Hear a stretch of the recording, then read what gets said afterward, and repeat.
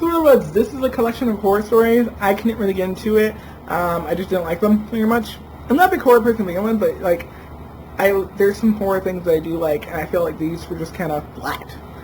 They felt very flat to me. Great artwork, but very flat stories. Some of them just didn't make sense. There you go. Love is a Higher Law by David Levithan. I really love this book, and it's a David Levithan book that's not talked about very often. I really have not heard anyone talk about it, and I picked it up from the library a while ago. Like, I've had this book for over a couple of months. I just keep renewing it, and I finally decided to read it and return it to the library, and it was so good. It follows 3 teen characters on the day of the 9/11 terrorist attacks, who all live in New York, and it follows their lives over the course of that next year. If you see them the day of, you see them days after, and the things that they have to deal with, and how the events on 9/11 changes them. It is also another book where David Levithan finds these little ways to connect these 3 characters, and they look like they don't have any connection at first, but then you find out that they do. And I really like when that happens in books, when you see 3 characters who are in very different places coming together, especially if it helps they are able to help each other grow in some way. Also, 2 of the characters, Peter and Jasper, are gay males. One of them is Asian. And so, yeah, there's some diverse elements in the story. And I really, really liked it. I just thought it was so well done. I did a full review of this on my blog. You can just check that out if you want. I'll have a link to it down in the description box below. But I really, really love this story. It was so good. It's so good. The connections they made, the way that you see different places you see people dealing with grief, and the way you see people being able to piece their lives back together in the story was really, really good. I Still Pursued by a Bear is a very loose retelling of A Winter's Tale. I wouldn't even call it a retelling of Winter's Tale. I say it's inspired by A Winter's Tale by Shakespeare. And it's about these girls who go to cheer camp, and one of those girls is sexually assaulted there and gets pregnant. Hermione. I liked the way that the things that the author E.K. Johnston took from A Winter's Tale, and the way that they changed some things from A Winter's Tale, and just the way that it worked so well in a modern plotline, if that makes sense. These characters who are trash, but those characters are trash in the play as well. So I was expecting it. And there's also queer characters in the story, and it's a character is queer in the story who I've always read as queer. Like, I've read the play version of them as queer before. I wanted to take a course called Queer in Shakespeare, but I've taken some workshops in that course before. And this is one of those characters that I feel like people will always have an interesting reading of. If you read the character as queer and seeing what happens with them at the end of the play, what does that make you feel, essentially, type of thing. And so in this story, what happens at the end of the play doesn't happen in this book. It's very different. It's just done differently. And I really liked that character. I feel like that's one of the more badass Shakespeare characters, and I feel like that character was extremely badass in this book, and so I was really, really happy about that. So overall, I felt like it was a really good story. I felt like it talked about a lot of good, interesting issues. It talked about abortion, and has a book with a sexual assault, and talking about you're following a survivor of a sexual assault, and you're dealing with the PTSD that she experiences and other things like that. And I just thought it was a really good book. I liked it.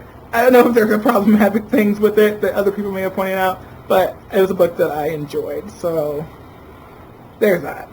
This book was definitely for Emoji-a-thon. It's also a queer book. It's called God in Pink. It follows a character named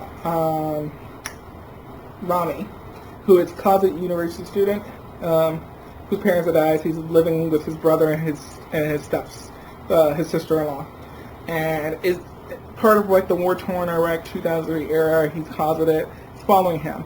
This book was a very interesting book. I feel like there's these elements of non-realistic things that happen, but after seriously real violent things have happened.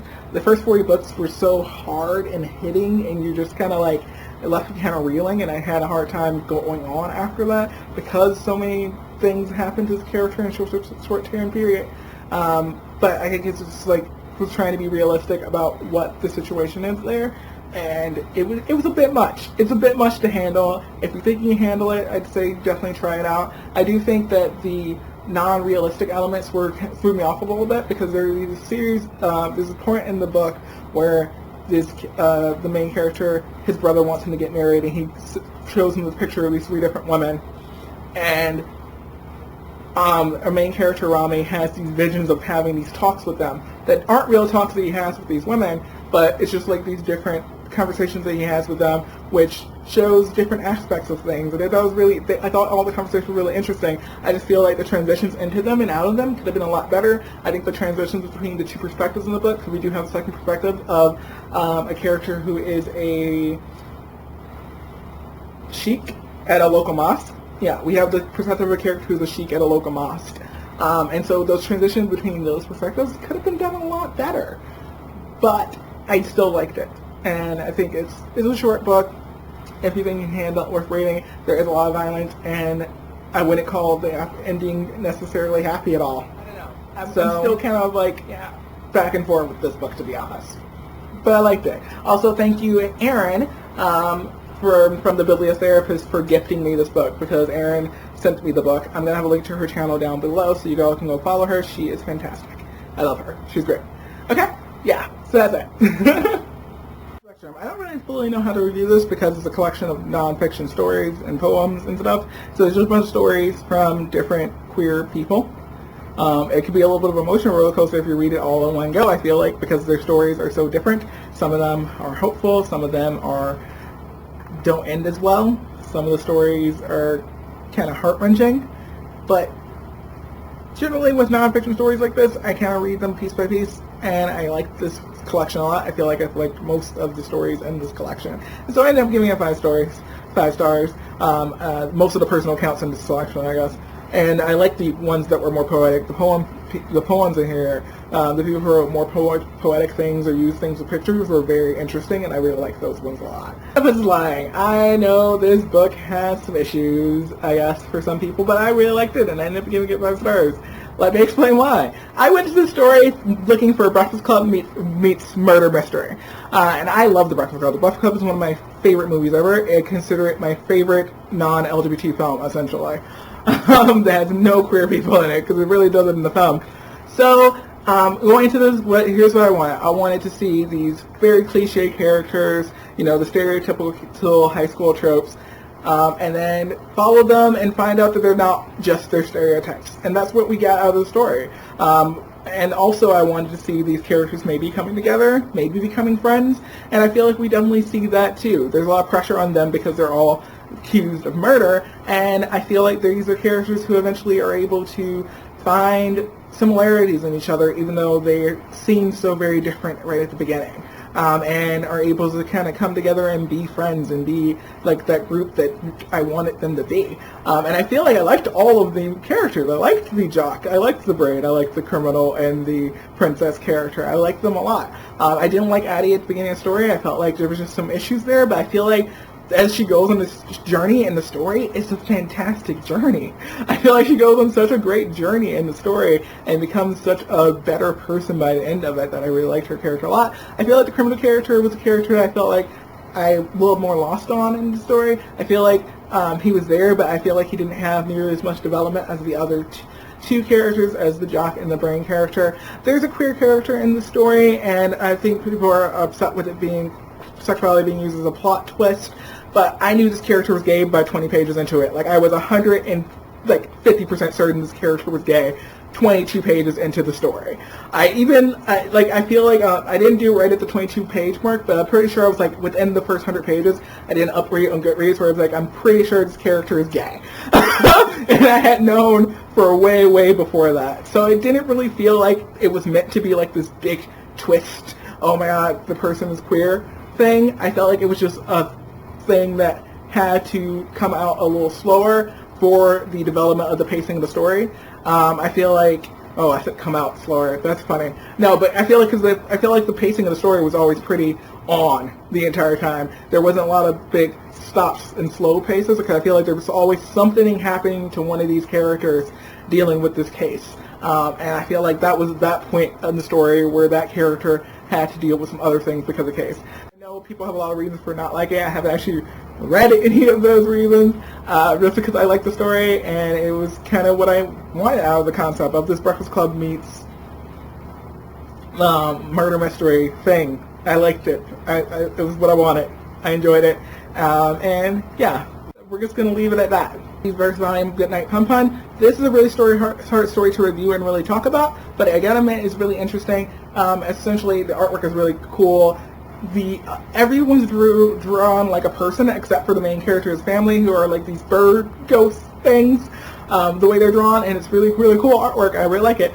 The thing I really liked about the story, I can't say I was really following all the plot lines like really excitedly. I didn't really care about what was happening with Punpun and his friends, really, or the girl Aiko that he liked. I didn't really care about that. I think what was really interesting was following Punpun and seeing how Punpun, this 10-year-old kid, is viewing the things in his life that are happening with the adults, because there's very dark, messed up things happening in his family, and Punpun just views it very differently. There's a lot of weird, I feel like there's a weird commentary about the world in this book that would be really interesting if you like saw this in like a narrative perspective, but it's so much more interesting seeing it from Punpun's perspective, because he doesn't really understand all of it, because he's this young kid.